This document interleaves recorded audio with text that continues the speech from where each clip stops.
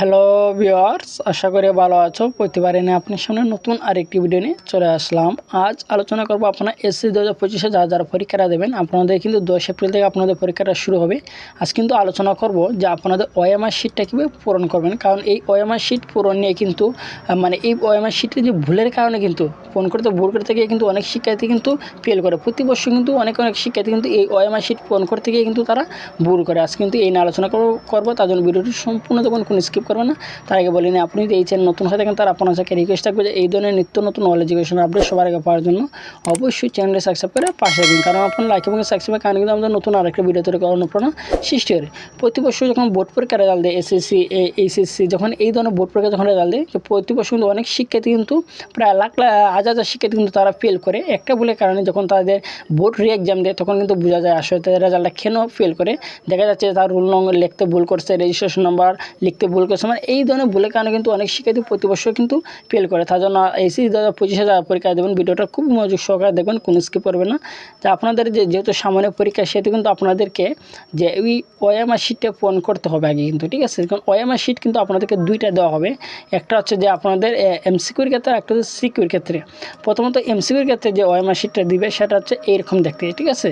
সেটার মধ্যে প্রথমত যে রোল নাম্বারটা এবং সেট কোডটা, রেজিস্ট্রেশন নাম্বারটা এবং বিষয় কোডটা কিন্তু লিখতে হবে, ঠিক আছে।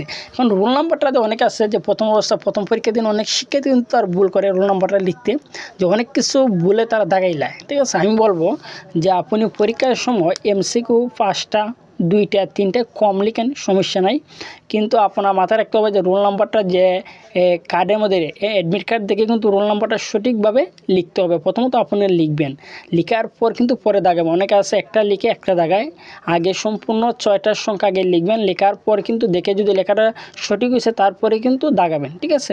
তারপরে রেজিস্ট্রেশনটা কিন্তু সেম নিয়মে দাগাবেন। তারপর হচ্ছে বিষয় কোডটা কিন্তু অনেকে ভুল করে। বিষয় কোড ভুল হলে কিন্তু তেমন আপনাদের কোনো ইফেক্ট পড়বে না, কারণ সব সাবজেক্টে কিন্তু বিষয়গত কিন্তু সেম থাকে, ঠিক আছে। এর মধ্যে সবচেয়ে একটা গুরুত্বপূর্ণ যে বিষয়টা সেটা হচ্ছে যে আপনার সেট কোডটা, সেটা কিন্তু মাস্ট বি ইম্পর্টেন্ট। যে আপনার যে সেট কোডটা, কারণ 4টা সেট কোড থাকে, 4টা সেট কোড একজনের শিক্ষার্থী কিন্তু একজনের সেট কোড থাকে।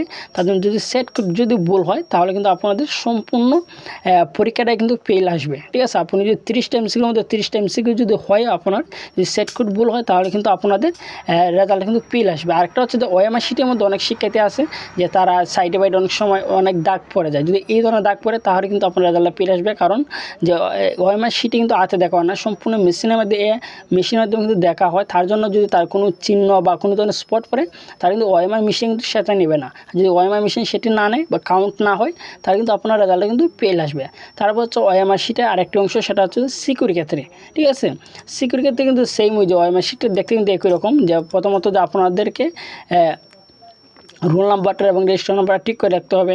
তারপর যে আপনাদের বিষয় কোডটা ঠিক করে লিখতে হবে। লেখার পর উপরে আপনার নামটা লিখতে হবে এবং ভিতরে একটা পেজ পাবেন, সেটার মধ্যে পরীক্ষার নামটা লিখতে হবে, সালটা লিখতে হবে, ঠিক আছে।